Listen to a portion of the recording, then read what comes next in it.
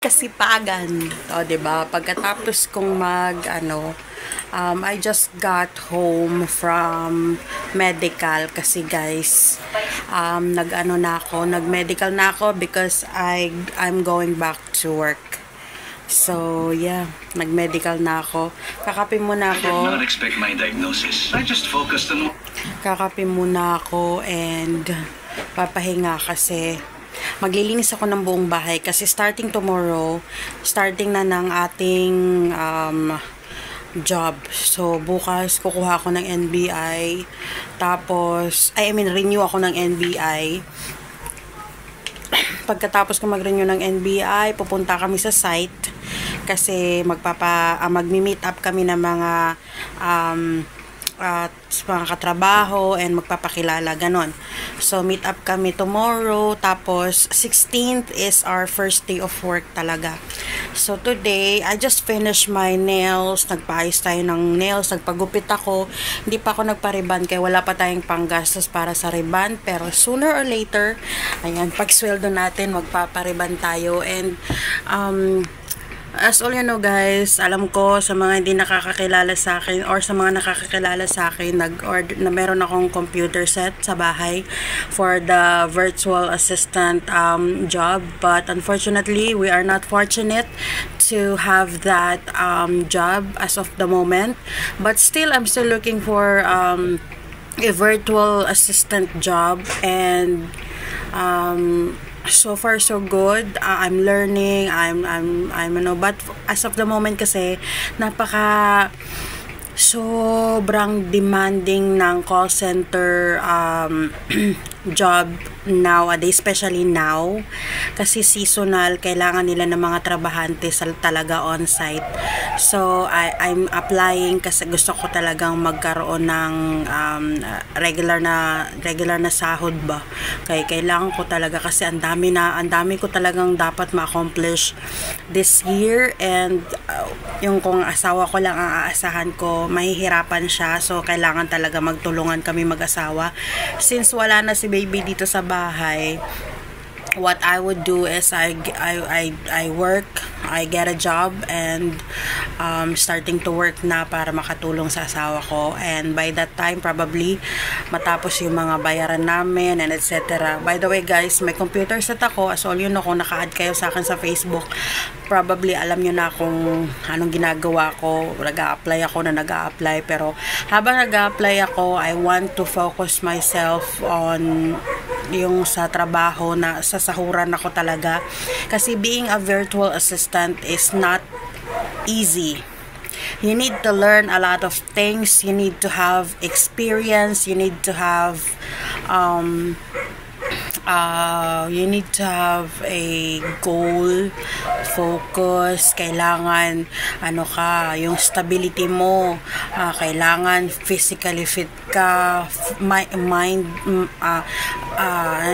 emotionally fit ka, kailangan, akala mo lang sa call center on-site lang ganun ang physically fit, financially fit. No, pag virtual assistant ka guys, kailangan talaga lahat yan malinis, kasi pag virtual assistant ka, need ka mag-focus kung ano lang. Alam mo, labahan ko, apaw-apaw na kasi nag-focus ako ng isang buwan sa paghahanap ng trabaho virtually.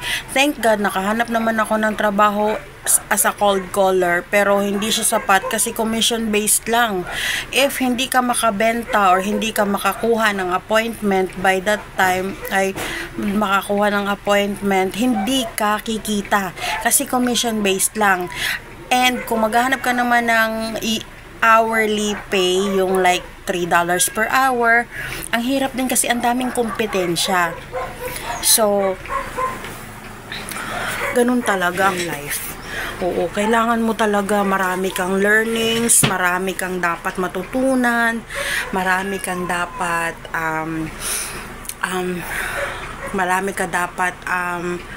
explore. Ayan. So, mas maigi talaga na meron kang computer sa bahay, kasi the best talaga ang may computer sa bahay, kasi any moment pag may gusto kang, kunwari may nakita ka sa social media na gusto mong malaman, at least may computer ka na, tatype mo na lang kung anong mga kailangan mong malaman, and there you go, makukuha mo na agad yung sagot and matututunan mo.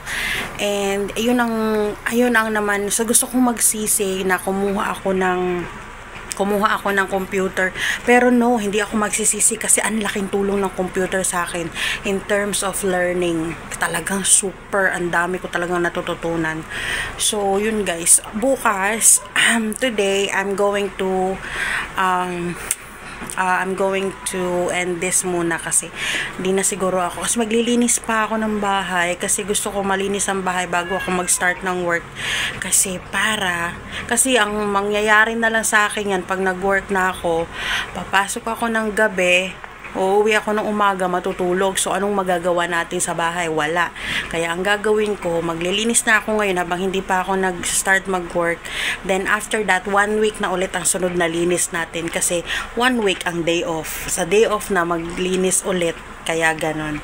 So, for now, kung mayroon kayong gustong malaman ha, hindi ako expert na virtual assistant or call center agent, pero kung may gusto ko yung mga tanong, baka pwede ko namang sagutin. Mag-comment na lang kayo dyan sa comment section para malaman natin kung ma-research ko din, para malaman ko rin kung talagang, para matutunan ko din, 'di ba? I-research ko tapos matutunan ko, 'di ba? No? Alam mo 'yun. So, yeah. So, bye for now. See you tomorrow. Promise, mag-vlog na ako. Yay! This is another journey for me, guys. Hindi na naman nagpaalam. Di pa ako naka 10 minutes. Abutin ko na ng 10 minutes. So, this is my, ang vlog natin today. Ang vlog natin ngayon, starting from now, is yung aking journey as a virtual assistant and as a call center agent. So, okay? So, yan. Sana mag-subscribe kayo sa akin. Ayan. And ayun lang guys, sana sipagin ako. Thank you so much for watching. It's good to be back on my vlogs. And I need also this, hindi talaga natapos.